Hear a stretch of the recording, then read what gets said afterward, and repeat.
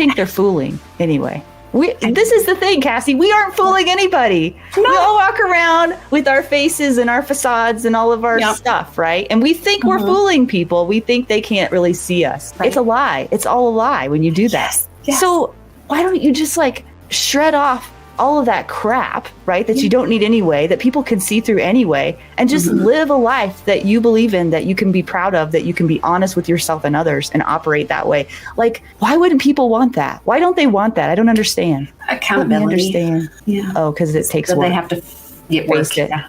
They have to face it. Yeah. Not everybody is ready to do the hard, to do the work, to do the reflection, which is sad because I think if we could have more people do that, it is. And maybe people would actually get along if they could do some reflection. Maybe we could inspire them. Yeah, I hope so. Because if they're still watching this interview, there's a good chance they give us some kind of, I don't know, we're worth listening to for this long, right? So maybe they'll listen to us, think we have something to offer, and be like, those girls might have a point. This makes me think. Maybe we're planting seeds. My plants are still alive, so I'm good at growing things. So we plant the seeds, they'll grow.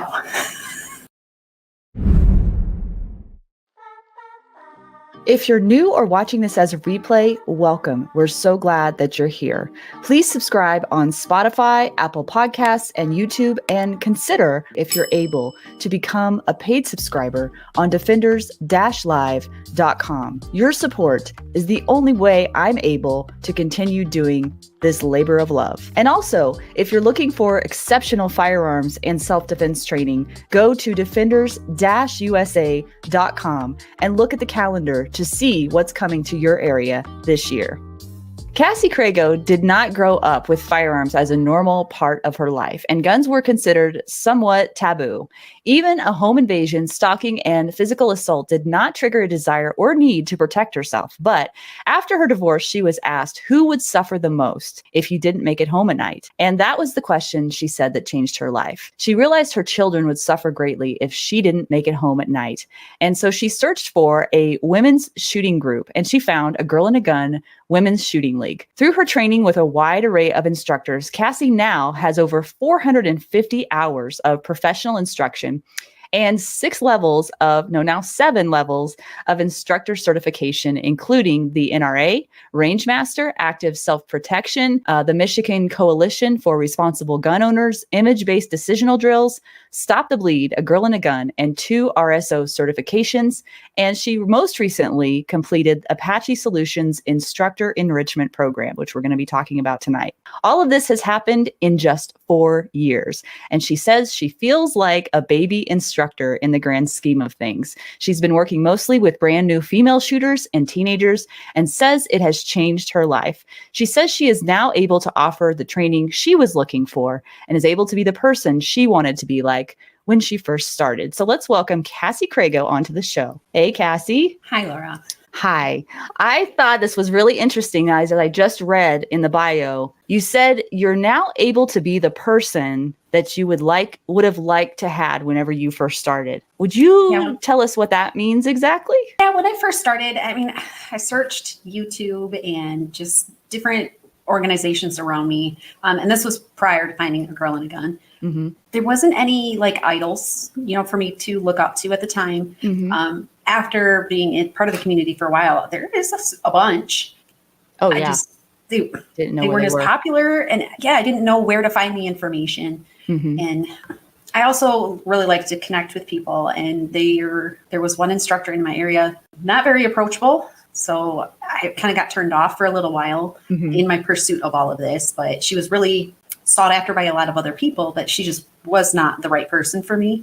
Yeah. And then I met Heather Reeves and threw A Girl and a Gun, and kind of that's where I got my feet wet and everything, and started this fun little trip I'm on right now. Yeah, we are. We're on a trip. Both of us are on a journey. We're at different places in the journey. I would say kind of similar, I guess, though. Similar path. I guess what we should let people know, though, is that this is your second time on the show. So we're not going to go into extensive background today because we've already done that before on the last episode. So if you guys want to check that out, you can search up Cassy Crago. I don't remember what month we dropped that episode, but probably spring of 2024. You could look that up. It was June. June? Was it really? Oh, okay. Well, that's spring in Montana. Let's start with the Apache Solutions Instructor Enrichment Program. They're very specific about the words that they use. What is that for those that don't even know what we're talking about? How did you get involved in that? And let's unpack that a little bit.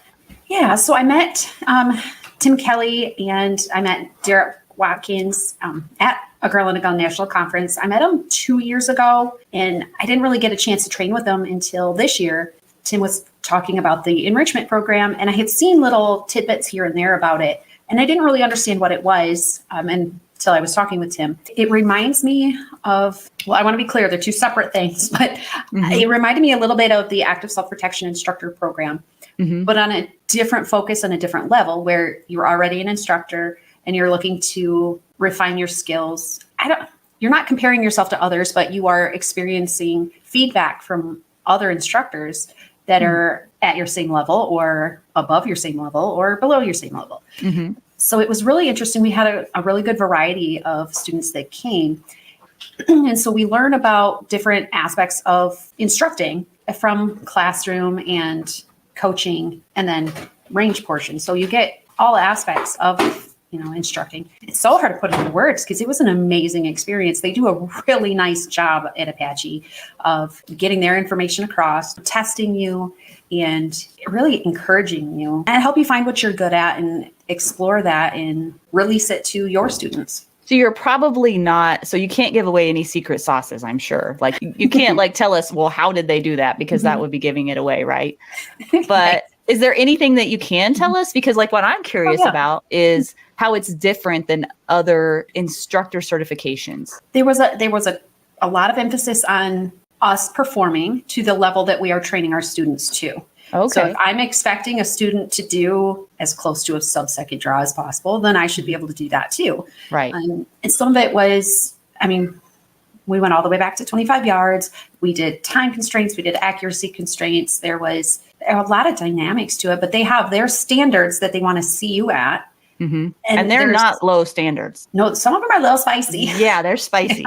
Yeah. And so there's 3 levels to those, not like A, B, or C or beginner, intermediate, advanced. They're just 3 different standards and you get a percentage out of those. And I did not score 100 on everything, but in the end, it didn't matter. It did, but I wasn't held to how well can you shoot, because it was also how well can you convey your information, keep your audience engaged. How are you testing your students? Are you just making them do drills, or are you doing exercises, or are you just throwing up information? So It was really cool to see, the progression, because I feel like they taught their class, the enrichment program, how they would teach a small class, of beginners, how you start at one point and then you build upon everything until your final.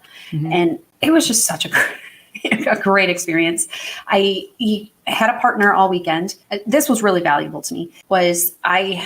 We had classroom, and it was a Friday, Saturday, Sunday. So Friday I had a classroom, and then half the day was on the range. And that's when we really got to interact with our partner. And we also had to coach back and forth with our partners all weekend. So that was great. And then Saturday, it was hot. They're in North Carolina, but it was hot. It's humid there, isn't it? Girls, I'm not used to that kind of heat and humidity. So I fell apart a little bit. But my partner, he was able to make me, not feel guilty for not being up to his shooting standard, because he was better than me. And that was great. He accepted feedback from me without an attitude, which that's always nice.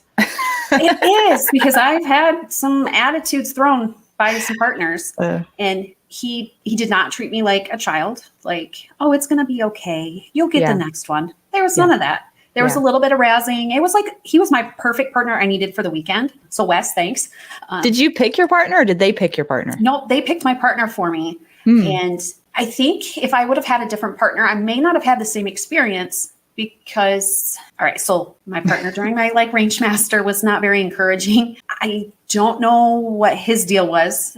He was older and his skills they were probably a little rusty.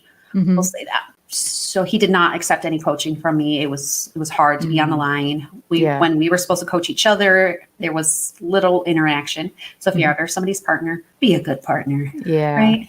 Have you ever had a real bad partner? Oh, I mean, I think we've all been through that, right? Where you're trying to feel it out and be like, okay, well, where are we at with this? But it feels like there's some kind of a barrier that has nothing to do with whatever's going on the range. Like there's something deeper there. And it's not like, that's not the time or place to figure that out. You know what I mean? So you just kind of deal with what you've got, make the best of it, right?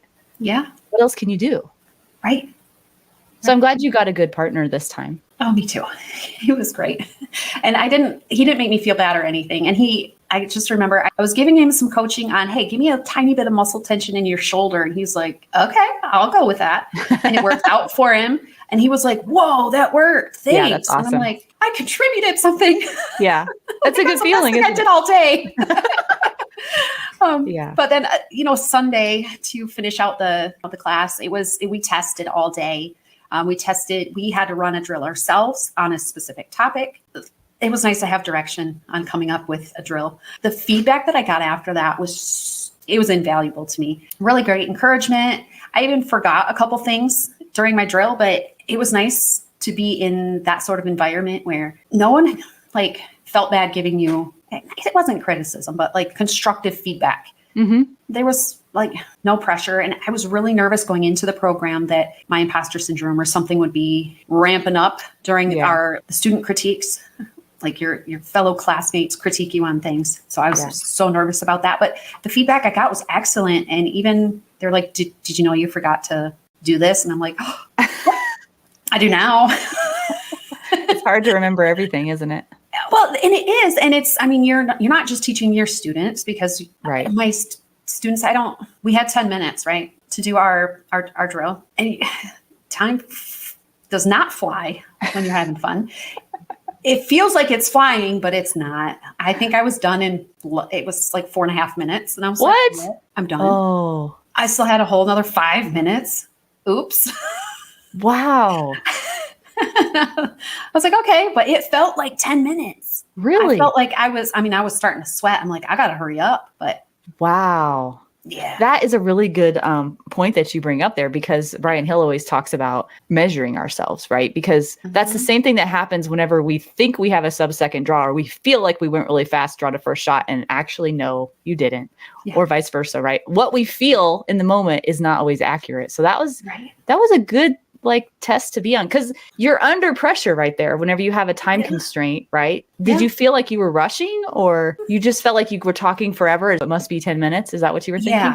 Yeah. Because I could have talked all day and we were having a great time. But so one of my, I'm not going to give away the secret sauce, but don't do that. One of the elements of my drill, I kind of confirmed with just the students on the line, relay one, that, all right, where are we starting? Where are we ending?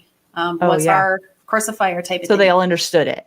Yeah. And I confirmed that everybody knew. And the biggest compliment I got from that was the next morning, Tim did that a little bit in our safety brief. He asked the people, okay, where's this? That's awesome. I guess was a little secret sauce, but that was the biggest compliment. They were like, we liked it. We're stealing it.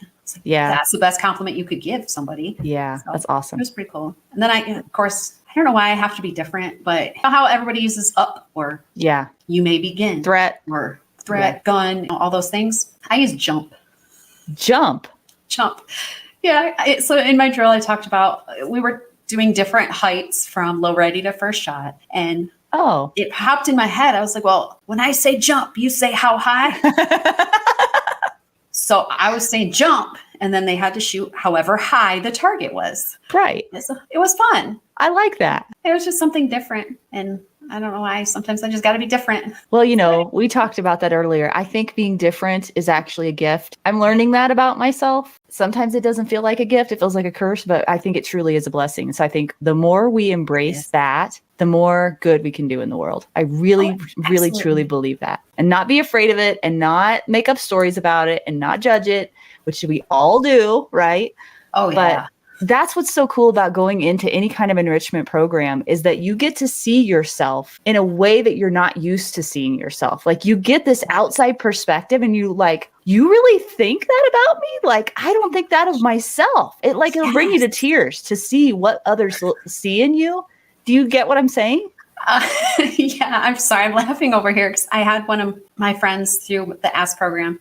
I called him and talked to him about the Apache program. And he's like, you don't even have to tell me how you did. I'm like, well, I wasn't going to tell you how I did. At least I passed.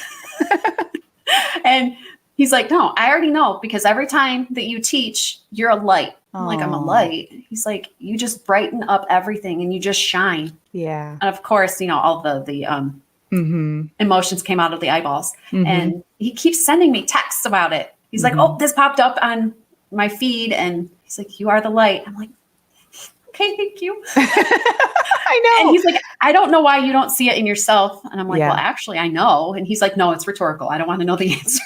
That's funny. Well, let's get into that too, because people have said the same thing to me, and it's really hard to really accept that gift from people sometimes. I don't know what that is about us that we have in common, but it's something we're working on. I think you've done more work on it though than I have. So let's explore that a little bit. Like what have you had to do to get better at being able to really accept and understand how other people see you and be like, actually, I do have something to offer. I do have good intentions, and I do have some skills here that I can bring that light into other people's lives. A lot of it has been, we're our own harshest critics. Yeah. That's across the board, male, female. I see a lot of it coming out on the range more with women. It definitely was for me. A lot of it was, I'm going to call it forgiving myself. First, it's going to come out wrong, so bear with me. I had to forgive myself for surviving the way that I survived, like growing up and through my divorce and all of that. Knowing and understanding that I was doing the best that I could with what I had. Yeah. And offering myself that grace and forgiveness just took all of that weight off, where I was able to see everything from a different perspective. And I can finally say I'm a little bit proud of myself. That's been a long time coming, because 4 years ago, I never would be on here with you. I would never have taken any instructor courses. Yeah, I never would have, until I got to that forgiveness stage, getting out of living in survival mode. Okay, wait, I don't want to interrupt you, but I have to. Okay, so I didn't know you then. I'm sure you have friends that knew you then and know you now. So who was the Cassy before and who is the Cassy now? I was always anxious. In certain groups, I was an extrovert, but most of the time I was an introvert. I was not goofy. Like, I have freedom to be goofy. You weren't goofy? No. That's one of my favorite things about you. Well, I was made fun of for being goofy, or chastised for being goofy, or called stupid and things like that for being it. But that's really who I am. I'm a goofball. Yeah.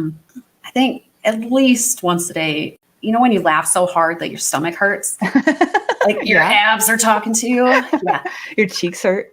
Yeah. Yeah. Like I get that now at least once a day with my husband now. Like, we just laugh at each other all the time, and it's great. I didn't have that previously, and I was definitely a different person 4 years ago. And I know that I can still feel all the weight that I used to hold on to, and always waiting for that, the other shoe to drop. I don't have that now. And so it made me a whole different person. Wow. Yeah. And that's all thanks to counseling. So I'm a big proponent of that. With the right people, right? With yes. the right yeah. people. It has to be a right fit. Yeah. It absolutely does. Yeah. And you have to be willing.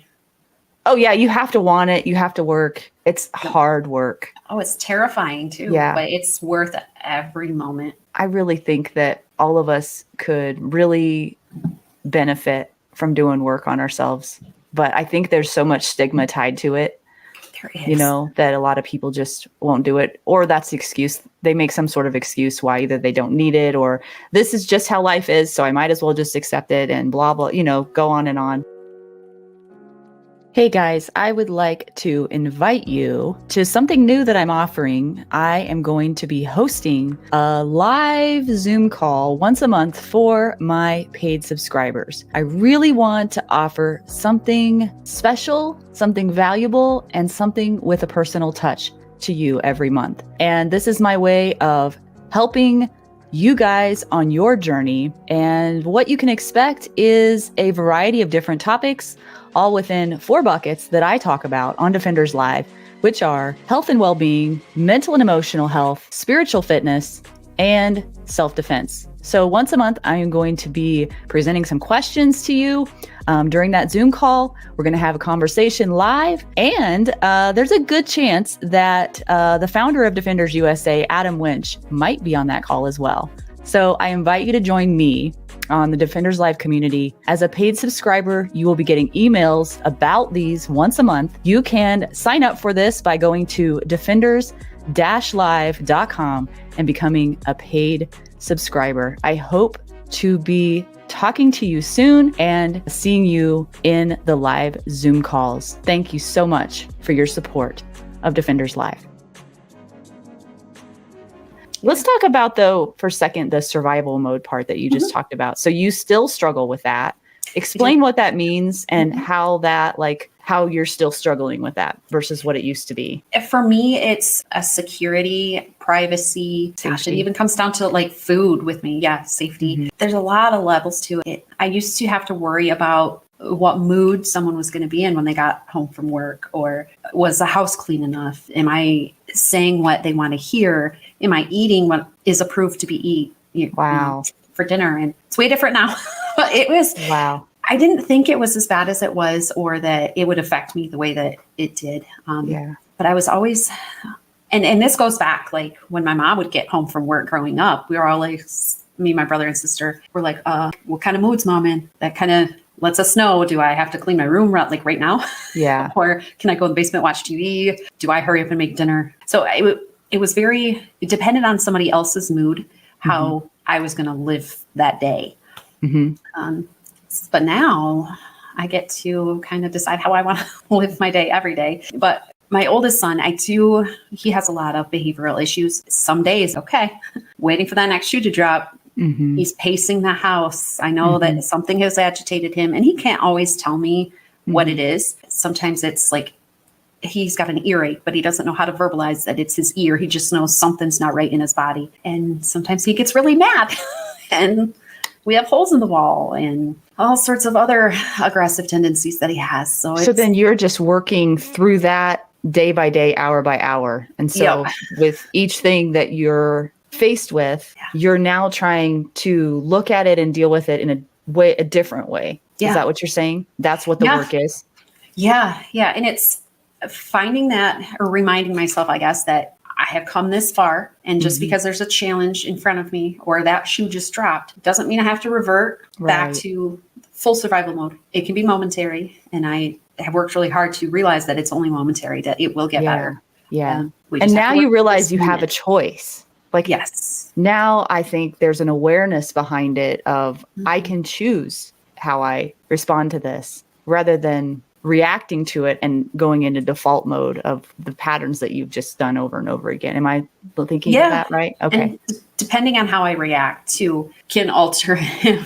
It can escalate him over the top. Yeah. But there's also 2 other children in the house. So sometimes it's protection mode comes right out in, safety. And sometimes I have to lock, my younger 2 in my bathroom and then again in my, in the bedroom. So there's 2 locked doors in between. Wow. And it gets interesting sometimes. Man, that is amazing, Cassie. You are really dealing with a lot.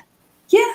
I mean, I know we all deal with a lot, but that's a lot as a mom. It is. And he's only getting bigger and stronger. We're finally getting a little help. I can't say finally, because we've had help along the way. We've been through countless therapies and different, medication regimens just to try to figure out how to make him, or not make him, but help him find a good balance to control his own emotions and stay within certain levels. We did have to go through the court system a little bit recently, well, within the past year and a half.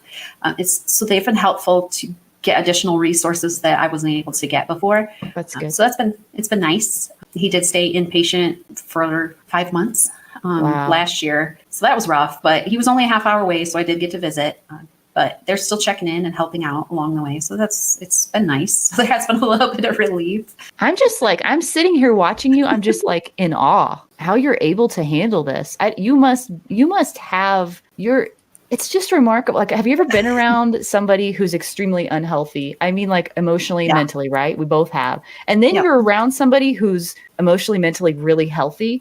And still, to me, it's like seeing the elk in the woods where I'm whoa, look at that. Do you know what I mean? Because that's not what we're used to seeing. No, and I still have the days where I'll be crying on the living room floor, just not wanting to get up. So there are those moments, but it comes back to the resilience. Like, what other choice do I have as a mom? So I can't stay on the floor.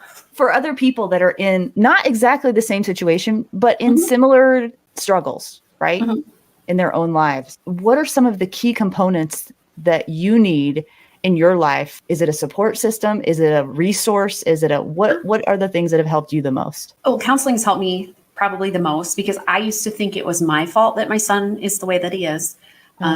He definitely has some chemicals that are not producing correctly, and his executive functioning is just not where it should be. So that was developmentally something went haywire there. But I carried a lot of guilt for that for so many years, thinking that I did something wrong. Yeah. In hindsight, I didn't do anything wrong. I was healthy. I ate right. I did everything during pregnancy. And then he was given all the nutritional support and everything. So that wasn't, the issue. But figuring that part out and getting rid of that guilt, that was huge. Wow. Support systems, I didn't reach out to any, because some of my family and friends were just like, oh, well, you're not hard enough on him, or you just need to whoop his butt, or so helpful, isn't it? I would have put him in timeout. It's not helpful at all. I was being sarcastic. Yeah. Oh yeah.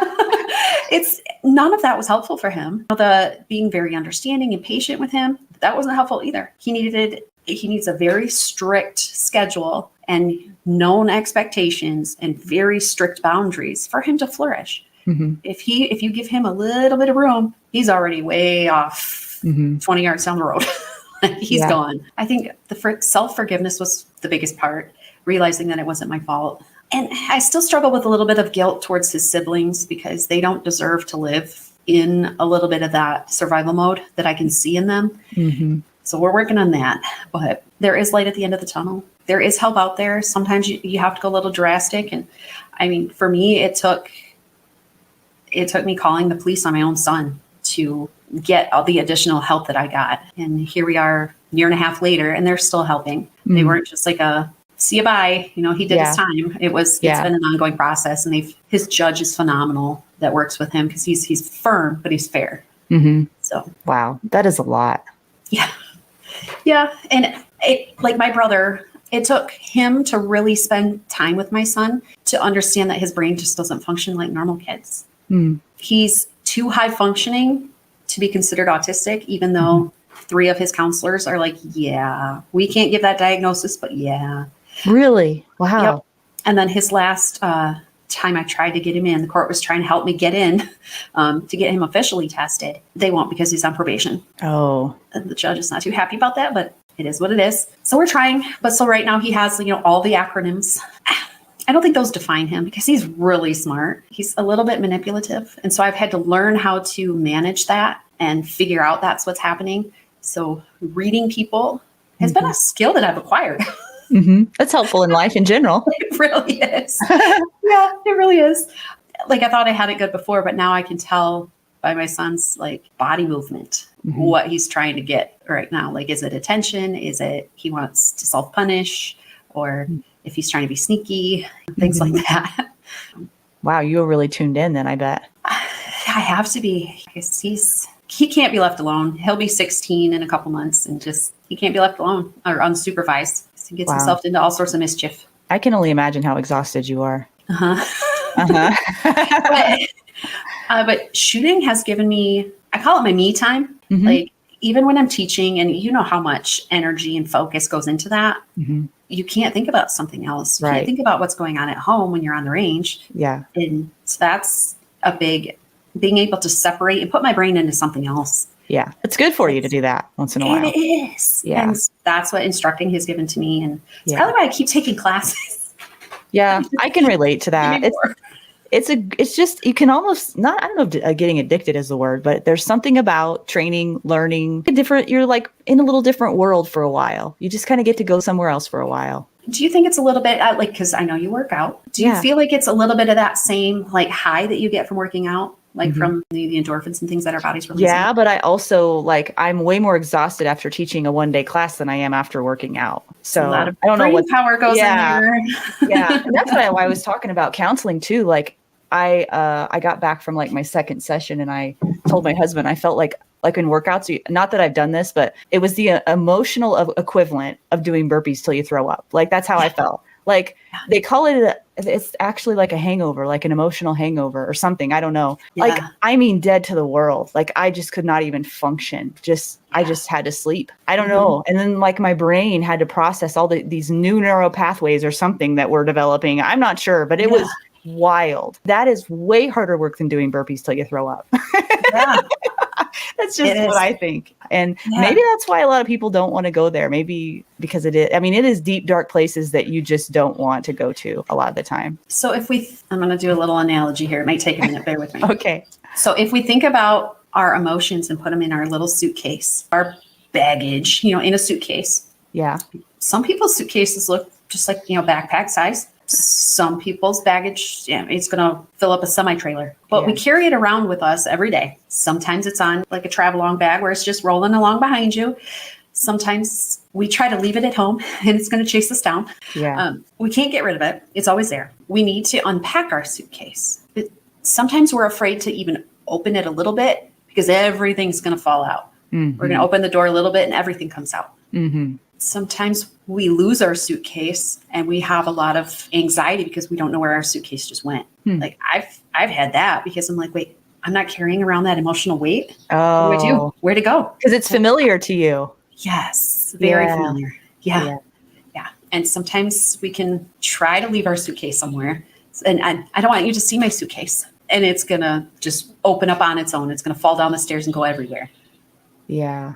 So, and we don't get to control our suitcase. That reminds me of, I can only relate to like what I'm doing because I'm training a lot with a weight vest right now. Okay. And I remember like one of the exercises I did was I started with the weight vest at a certain pace. And it's just crazy. Like the further you go, the more the weight just keeps bogging you down and keeps bogging you down. You're just like, oh my gosh. But then the next part of the exercise was to take the weight vest off and then just try to run that same pace. And you just feel like you're flying. Like you're just like so light. It's the best feeling in the world. Yeah. And I think we were probably all walking around with weight vests. Yeah. And I think you took yours off or at least took some of the weight out of it. And now you're a lot lighter. That's the light. That's the literal light I think that people are seeing in you now is you removed some of that weight, right? Yeah. Yeah. And literally you removed it too, right? Didn't you say you lost a bunch of weight? I lost 70 pounds. Oh my gosh. That's about 4 years ago. Wow. A little bit creeping back, but I'm not adding that. Like I'm not chastising myself for it. It is what it is. Right. I just. But was that on purpose? Like, was that intentional or was that by accident? Okay. Because you can't just lose that much by accident, right? I mean, no. Okay. Whoops. Where did it go? It was after my divorce. So some people joke that, oh, is that how much he weighed? No. Oh, yeah. He was almost double that, but he didn't weigh that much. Anyway, right at the beginning of COVID, I got really frustrated with myself. It was just right before I started counseling. So I was just kind of sick of myself. I was sick of being upset all the time. I would snap at my kids and I was just really unhappy. So I started keto and it wasn't like super strict. I would stay about like 20 carbs a day. It was hard, but it was also really rewarding. But I would lose 20 pounds and then I would plateau for 3 months. Oh, really? And then I would lose 20 pounds and then plateau for 2 months. So it took almost a year to lose that. But I also did not work out at all. My daughter was 1, so I guess there was a little bit of workout in there because she was kind of heavy. Yeah. It was a slow process. And there many times I wanted to just give up. But about that same time, that saying like, choose your hard came out. Mm-hmm. And I was like, if I think this is hard, it's because I'm choosing for it to be hard. Mm-hmm. And that really kept me going. So I was able to lose it. And a lot of other things changed. Like I didn't have joint pain anymore. Mm. My feet didn't hurt. My migraine headaches went away. Wow. Which I've had those since I was 3. But no kidding. They went away. Yeah, it was weird. It was probably because I was drinking a lot of water and getting the electrolytes that I needed. But my whole life changed with that. But don't you think that if you hadn't have gotten into shooting and working on yourself in counseling, don't you think that there's a good chance that would have just came right back, the weight gain? Oh, yeah. Yeah. Yeah. And I think why I'm gaining a little bit right now is because of the stuff with my son. I'm just not focusing on me as much. Mm-hmm. So yeah.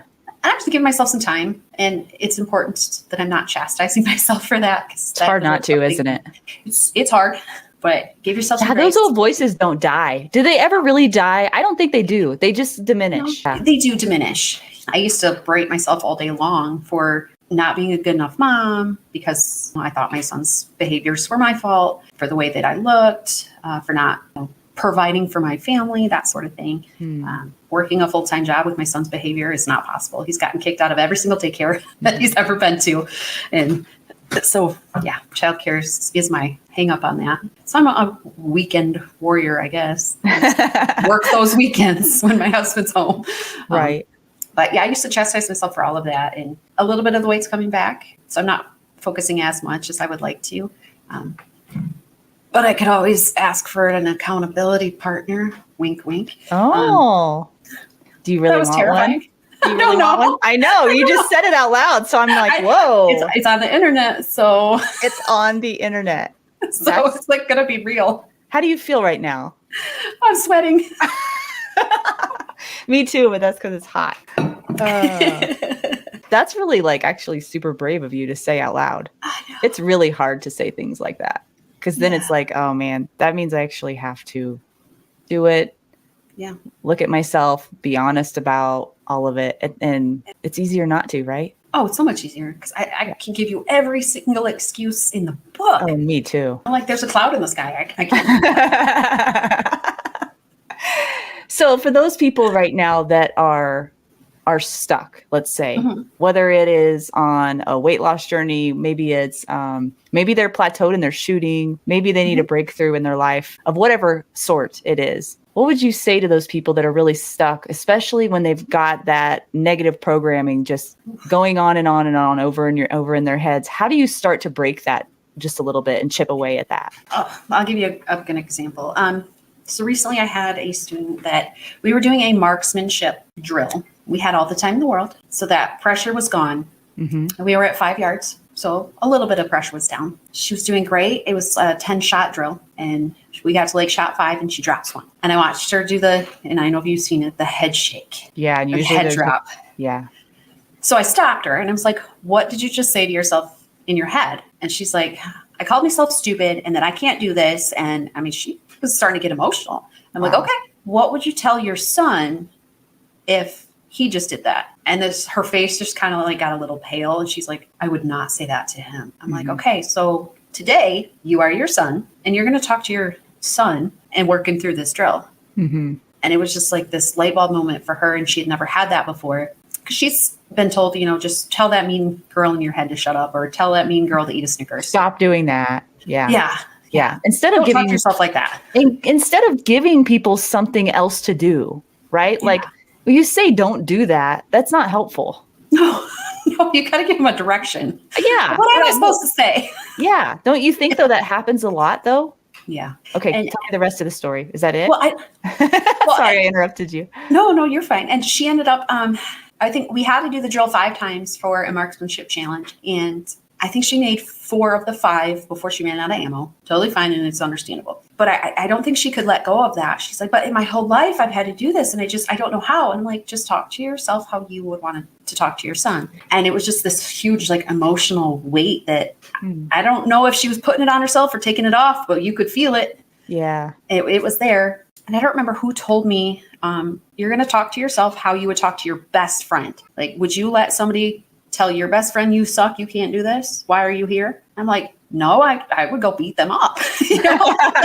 Not really, but I would be really upset with that person if they said that to my best friend. And just don't talk to yourself like that. And that was kind of what changed it in my mind to rephrase the way that I talk to myself. You guys read in your active self-protection with winning in mind and talking about how about inner game of tennis?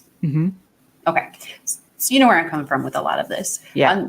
The voices in our head matter. Oh, yeah. They matter a lot. Yeah. How we word things and everything. And I think some of that leads to my pre-shot routine and things like that. And then once that's done, then I let everything else go and just do the thing. Which sounds so simple when you say it. Oh, it's so hard. I had to write mine out. Did you really? Wow. Yeah. I had to write it out because I would forget. Yeah. And now that I've got it down a little bit better, and it's evolved and changed. Sure. I don't have like a mantra that I say or anything like that anymore. Well, I guess I kind of do. What? Is it funny? Knuckles down, delivery boy. Is that an acronym? Nope.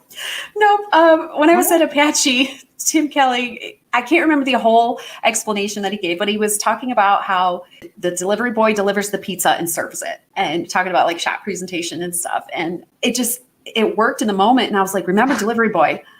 And so delivery boy, it makes me feel good. Really? And then the knuckles down is because when I used to clear my garment, I would come up and across and like throw my shoulder back, and it would, give me a wiggle and stuff. So if I keep my knuckles down, it's a straight up and down for, clearing the garment. That's so funny. Knuckles down and delivery boy. Whatever works. And then my brain shuts off and I just do the thing. Just do the thing. Yeah.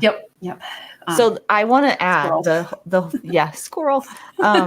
We were joking earlier about how we needed to have, I don't know what we were thinking, but we were like examining this idea of creating a logo of squirrels, because we're like, we both have squirrel brains. It's a wonder that we're able to do an interview. Honestly, it really is, because we're really focusing right now. We are. So we talking about something and be like, oh, you reminded me of this thing. I know. That's why I take notes while I do interviews, and half the time I never get to go back to it because we've already moved on to the next thing. Anyway, It doesn't matter what. Anyway, nobody's going to get it but us anyway, the whole squirrel thing, the squirrel logo. So let me just move on. So what I wrote down about the inner voice is, yes, you're right, absolutely super important. But I think what people need to also realize is that the inner voice by itself, no matter how much you talk to yourself with affirmations or whatever it is that's inside your head that are positive, that isn't going to by itself make you a better shooter, which I know you know, but I still want to say it out loud because there's like all of this stuff about positive thinking and positive self-talk and woo-woo this and woo-woo that, right? And at the end of the day, yes, there is an element of truth to that. But if you don't put the work in to be able to have the skills on demand, all of the positive self-talk in the world isn't going to make you better. So I really think it's not even so much positive. What I think we need to start doing is being honest, just being honest, looking at things from an observational, curious standpoint, rather than a judgmental, what does this mean? And what story do I tell myself about what just happened point of view? Because I feel like that's default mode for, maybe I haven't read the books or I don't know anything. It's just like, I feel like that is the default mode for majority of people is absolutely whatever this thing happens, creates a story in my head, makes me feel a certain way. It probably makes you feel the certain way, which creates the story, and then it just becomes this slippery slope of downward spiraling. And you can see it in a class. You can see it on the line. Like, the girl that missed the shot, we've all had those moments, right? Where things don't go the way we planned. And it's in those moments where we have that choice, right? And if we have the awareness in that moment to really be able to somehow gain perspective on what is the reality, the honest assessment of what just happened, and how can I analyze that without judgment? What can I do to fix it? Yeah. People have such a hard time with that. I should say, I have a hard time with that. I'm much better at it, and I see it in others. And I think the more, Cassie, that we see that in others, because what's cool is like, as instructors, we get to see like social experiments in front of our eyes all the time that we can study and learn from. Am I right? Oh, yeah. And we get to be a part of that in a positive way. And in doing so, we learn, right? And so then we can take that and we can apply it in our own lives so we can get better, so we can give more of the goodness to other people, right? Like, I think that's why you and I get so much fulfillment out of what we do. Yeah. Because we're learning too. And we're on a journey too. And I think we love people. Like, we love to study. I don't love all people, but like we love to study people. Do you know what I'm saying? Yeah. A question popped in my head too. Have you had anybody say, I don't have an inner voice, I don't talk to myself when I do this or when I shoot or anything like that? I've never heard him say that, but I don't know that I've asked him the question. Oh. Why, have you? Yeah. Like, I don't say anything. Really? Are you sure?